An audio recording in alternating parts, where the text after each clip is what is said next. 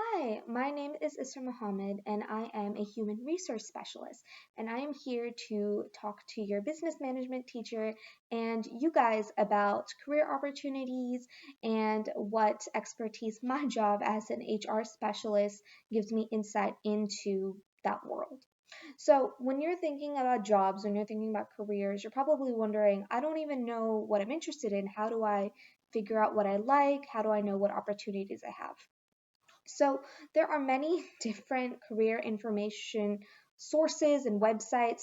You can you can reach out to friends and family if you have LinkedIn or Indeed. Um, even the electives that you take in school help you realize what type of jobs or careers you would be interested in. Not even specifically as, oh, I want to be this, but I am interested in this, and that can open up other opportunities to other careers. Um, Other things are career fairs, job fairs. You might have booths come up at your school and them talk to you about this career and they'll tell you their experience. So, those are some ways that you can get some career information.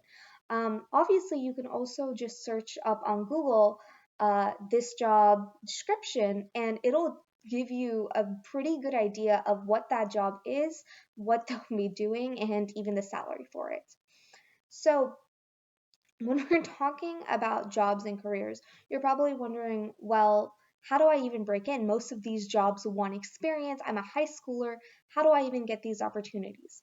So, when you want a job, even when it's for a big company such as Apple or Samsung, or you want to work on Wall Street or anything of this sort, you don't need to start up there. You can always build your way up.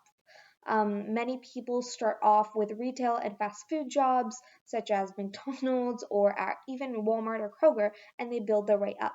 However, if you're looking for opportunities that will help you with your career specifically, you can volunteer, which would be unpaid work that you would do for basically anything. It doesn't even need to be in your career of interest, but it gives you some and experience and ways to just connect with that field and that area. You could also job shadow, which would basically be following or shadowing someone in that career field during their job. This is oftentimes seen with people who want to go into the medical field who will shadow doctors or nurses or things of that sort. The most common way to get job experience is through internships. So, an internship is a professional work environment that'll give you practical work and experience, but you're not technically working or you don't technically have that job yet.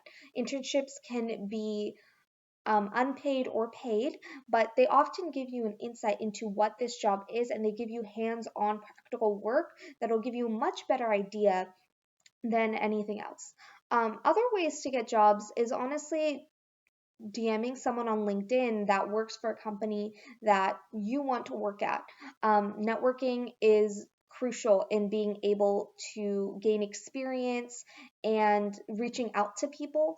Often you don't even need internships or volunteer or any, they're good, but honestly what you need at the end of the day is networking. Being able to know people, being able to talk to people, sharing information and whatnot is very, very crucial in being able to get job opportunities.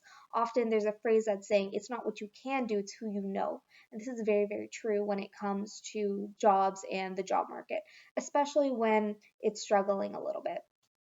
So once you have a job and you're doing pretty well, you got this job, you have this opportunity, you're probably wondering, how do I work my way up? Right? And that's where the need for ongoing education as a worker would come in. So ongoing education would just be it you don't come in and stay in a job with the information that you had from the very beginning. You're constantly wanting to learn more and more information, and this is for various reasons. Staying relevant in your field, many fields such as med or the technology fields information is constantly updating.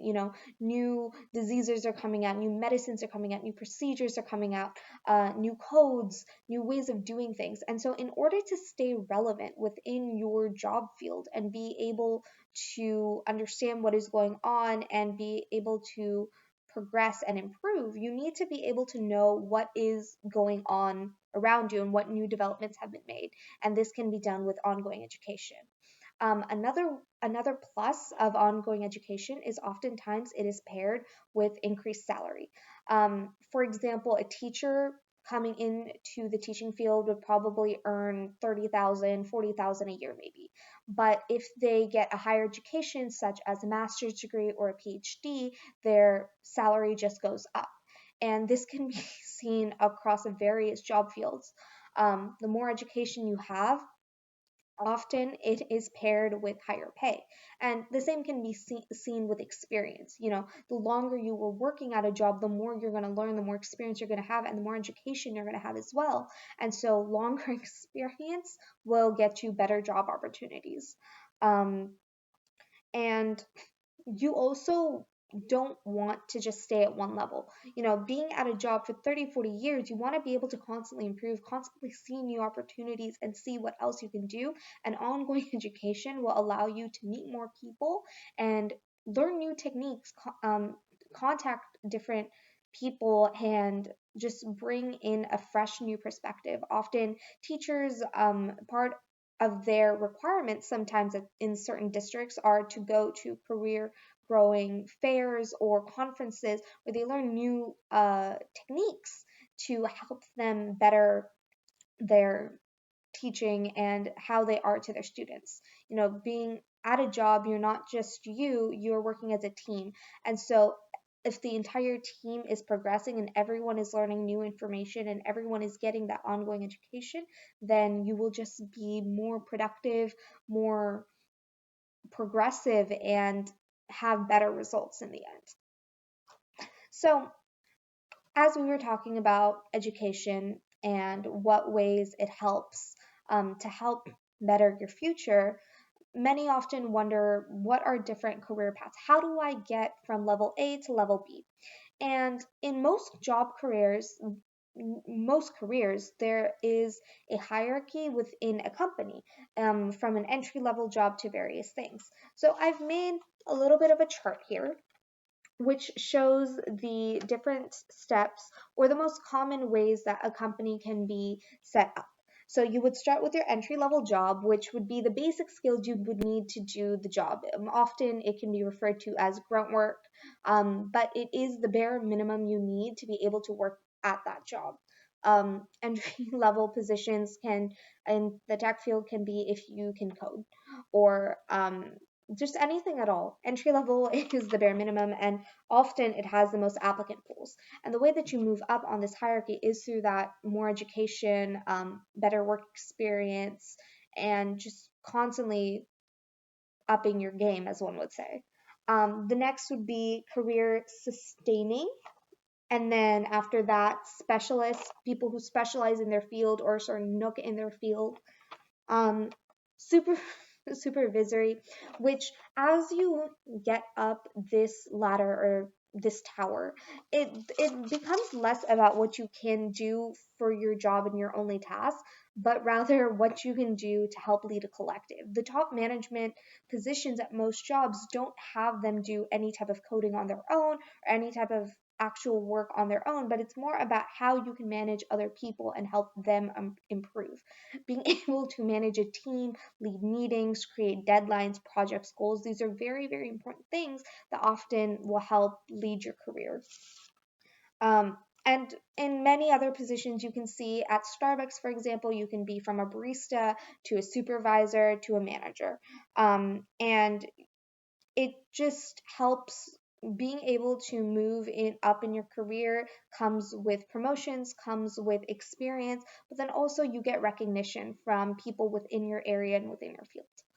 I'm so happy to talk to you in your class. If any of you have any questions about job opportunities or have any way you want to contact me, I have a business card here for you guys. Once again, my name is Isra Mohammed, and I am happy to speak to you guys today. Thank you so much.